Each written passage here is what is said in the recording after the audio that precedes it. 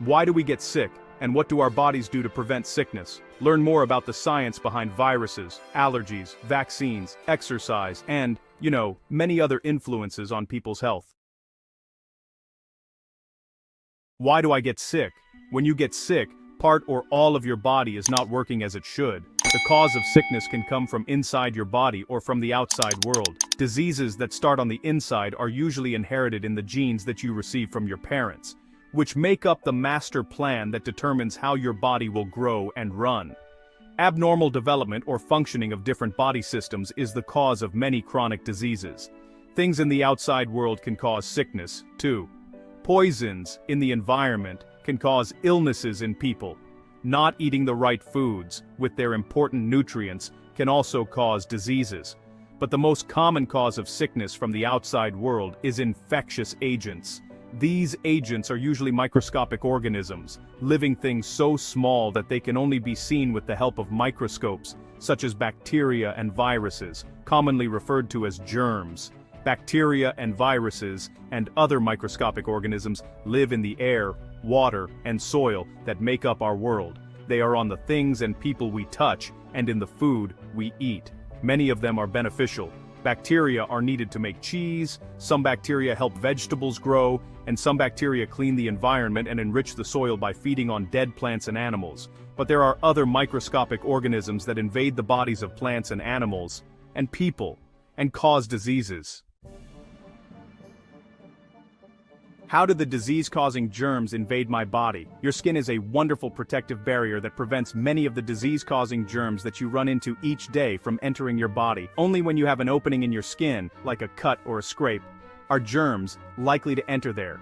Most germs enter through your mouth and nose, making their way farther into your body through your respiratory or digestive tracts.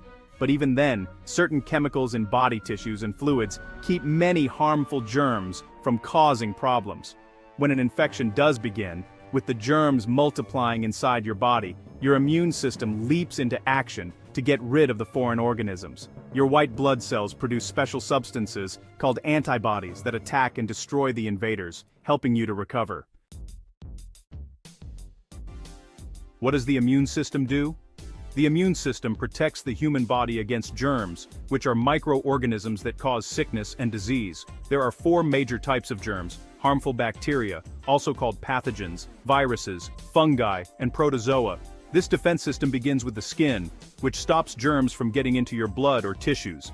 If germs get into your body, for example through your nose or mouth, white blood cells called phagocytes and lymphocytes attack them. Phagocytes scout out and destroy invaders, and long-living lymphocytes remember the invaders and release chemicals called antibodies to make the body resistant or immune to them. White blood cells live in the bloodstream, lymphatic system, and spleen. The lymphatic system, or lymph system for short, is a far-reaching network that extends throughout your entire body.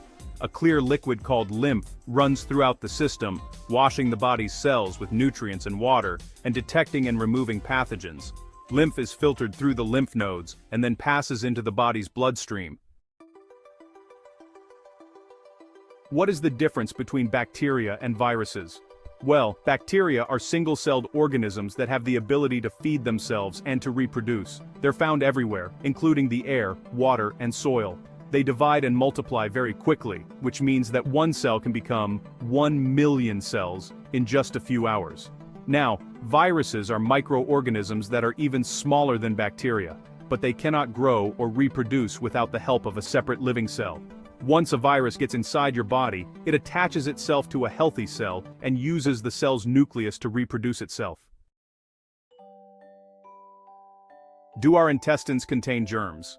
Yes, our intestines contain germs, but germs aren't all bad. In fact, some are actually helpful. For example, the common bacterium E. coli can be found in our intestines, and it helps us digest green vegetables and beans, also making gases. These same bacteria also make vitamin K, which causes blood to clot. Where are some other places that germs hide? Germs are everywhere. Most germs spread through the air, invading our homes, pets, and family, and sometimes they make us sick. Besides your bathroom toilet and the kitchen sink, everyday items such as shopping carts, restaurant menus, mobile phones, and shower curtains contain germs. These items contain bacteria, mold, and rhinoviruses, those instigators of the common cold that can lead to sickness. In fact, cold and flu viruses can survive for 18 hours on hard surfaces. Common household items can be swabbed with a disinfectant wipe easily before use in order to prevent germs from spreading. Washing your hands with soap and water, using hand sanitizer, and avoiding touching your face with your hands after using these items also helps keep germs away from you. To eliminate dust mites, those little critters that live in your bed sheets and feed on dead skin cells, don't make your bed for a while. Studies have found that dust mites need humidity levels above 50% to survive and cannot live in the arid conditions of an unmade bed. So, what are allergies? Well, an allergic reaction is basically a reaction to a substance that is typically harmless to most other people. Allergies happen when a person's immune system, overreacts to a substance that the person has breathed in, touched, or eaten. Allergens, the antigens that bring on an allergic reaction, may be foods, medications, plants or animals, chemicals, dust, or molds. Some common allergic reactions are hay fever, allergic conjunctivitis, which is an eye reaction, asthma, pet dander allergies, and skin reactions like hives. A common cause for allergies are dust mites, which are actually a large part of household dust. If they are breathed in by an allergic person, the body parts of the dead, mites, can trigger asthma, a lung condition that causes a person to have difficulty breathing. Cat and dog dander, or skin flakes, can also cause an allergic reaction, such as sneezing, wheezing, and runny eyes and nose. Common food allergy triggers are the proteins in cow's milk, eggs, peanuts, wheat, soy, fish, shellfish, and tree nuts. What are antibiotics? Well, antibiotics are medicines that help the human body fight bacteria, either by killing the offending germs directly or by weakening them so that the body's own immune system can fight and kill them more easily. The most widely known antibiotic is penicillin, which is actually made from mold. Penicillin kills bacteria by interfering with the formation of the cell walls or cell contents of the bacteria. So, how was penicillin developed? In 1928, the Scottish research scientist Alexander Fleming found that mold had accidentally contaminated one of his experiments. The mold created a bacteria-free circle around itself, and Fleming deduced that the mold was an antibacterial agent that could kill many harmful bacteria. He named the active agent penicillin.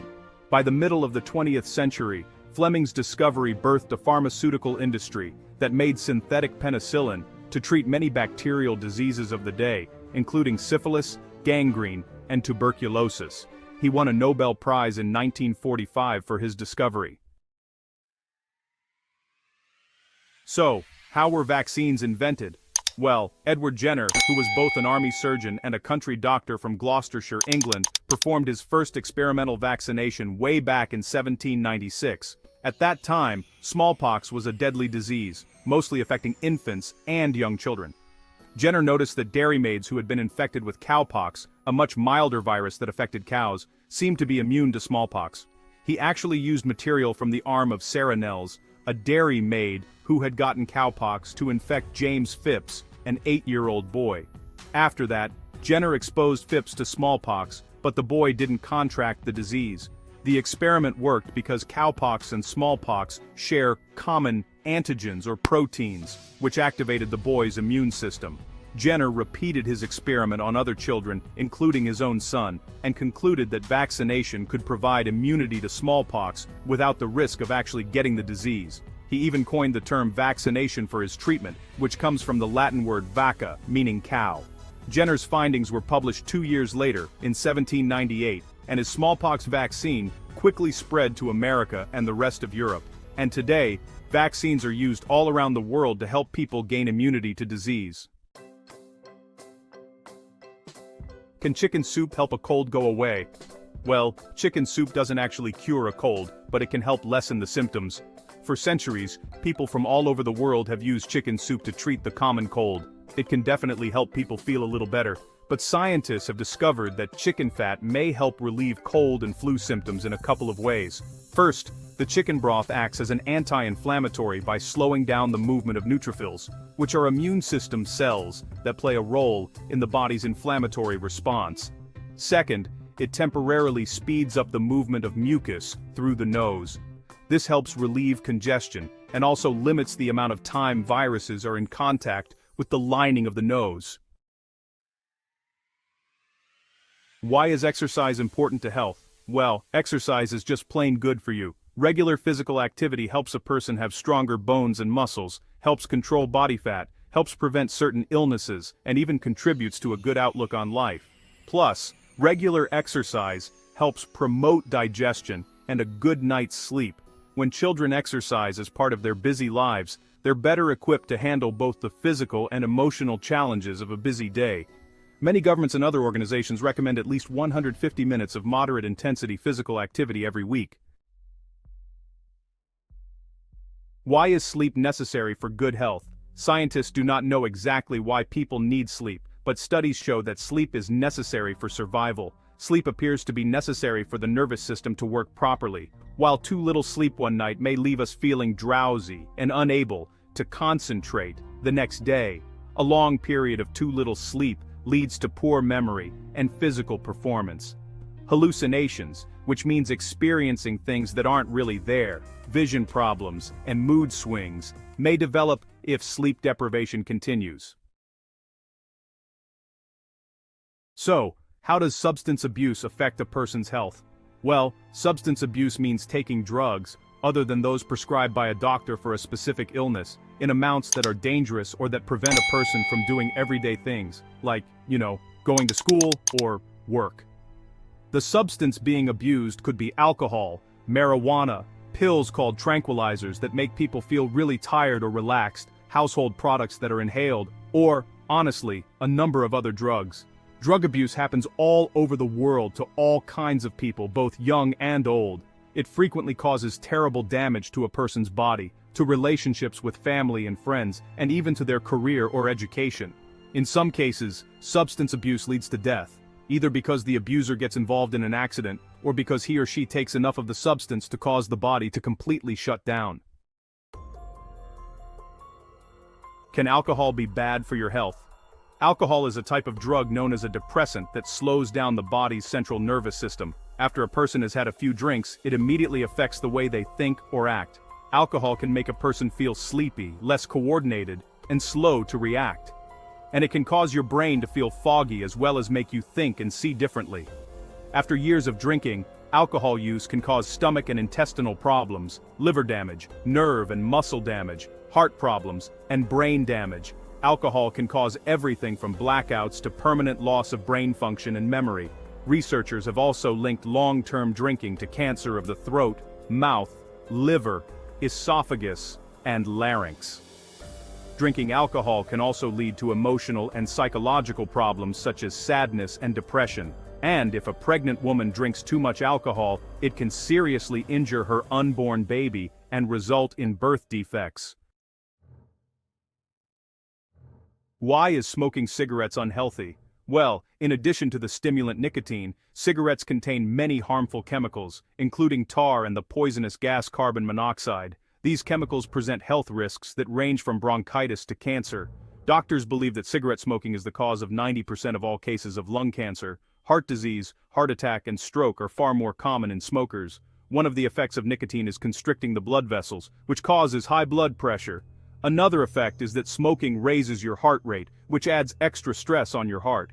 Smoking also affects every part of the body's circulatory system. Your blood becomes thicker and stickier, making it harder for your heart to work effectively. The lining of the blood vessels is damaged, allowing fat deposits to stick, which most likely causes arteriosclerosis, or hardening of the arteries. Smoking also stains teeth, fingernails, and lung tissue, and honestly, it causes bad breath too. Is secondhand smoke bad? Yes, secondhand smoke is bad. Also known as environmental tobacco smoke, or ETS, secondhand smoke is a mixture of the smoke given off by the burning end of a cigarette, pipe, or cigar, and the smoke exhaled by people who are smoking. It's involuntarily inhaled by non-smokers, lingers in the air for hours after cigarettes have been extinguished, and can cause a wide range of illnesses, including cancer, respiratory infections, and asthma.